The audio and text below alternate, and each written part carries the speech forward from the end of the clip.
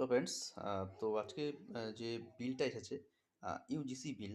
তো তার উপরে দুটো কথা বলবো। তো প্রথম কথা হচ্ছে যে এখানে যে আমাদের ইউজিসি কমিশন বিল নিয়ে এসছে, যেখানে আমাদের ছেলেমেয়েরা ভবিষ্যতে পড়বে স্কুল বা কলেজগুলোতে বিশেষ করে।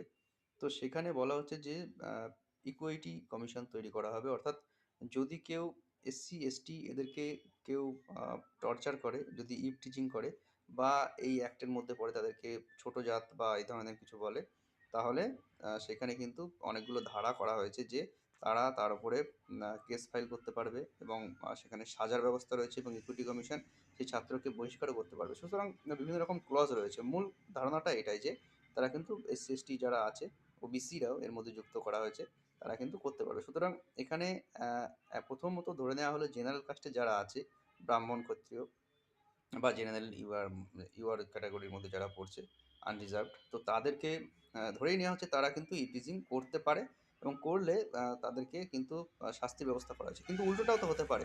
ধরুন একটা উল্টো ব্রাহ্মণকে কেউ গালি দিল, কিন্তু সেই ব্রাহ্মণটি তখন কিন্তু তার বিরুদ্ধে বলতে পারবে না যে তুমি আমাকে রেসিস্ট করেছো ব্রাহ্মণ বলে, আমাকে এইভাবে অপমান করেছো বা কিছু করেছো।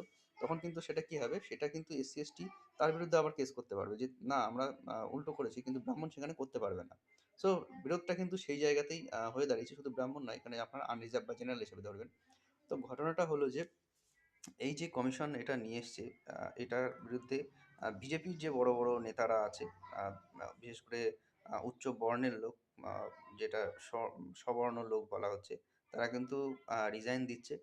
অনেকগুলো বড় বড় পোস্ট থেকে বড় বড় লোক রিজাইন দিয়েছে। আহ, তো কমিশনে সুপ্রিম কোর্টেও গেছে বিষয়টা। সুপ্রিম কোর্টের প্রধান বিচারপতি এখানে একটি ভালো কথা বলেছেন। বলেছেন যে স্বাধীনতার ৭৫ বছর পরেও আমরা যদি সেম একটা কাস্টলেস সোসাইটি যদি না পেলাম, তাহলে কি অ্যাচিভ করতে পারলাম। সেকেন্ড আরেকটা কথা তিনি বলেছেন যে একজন আইএস, আইপিএস, সিজিআই বা যে কোনো ধরনের প্রধানমন্ত্রী, রাষ্ট্রপতি হয়েও তিনি যদি মনে করেন যে আমি এখনও শোষিত আছি, তো তাহলে সেটা তার মানসিকতার দোষ। আরেকটা টিপ্পণী তিনি করেছেন যে আহ, এখন যে ব্রাহ্মণরা যদি সমাজে সোসাইটি তৈরি করে থাকে, সমাজে জাতপাত তৈরি করে থাকে, তাহলে মুসলিমদের মধ্যে জাতপাত কে তৈরি করেছে?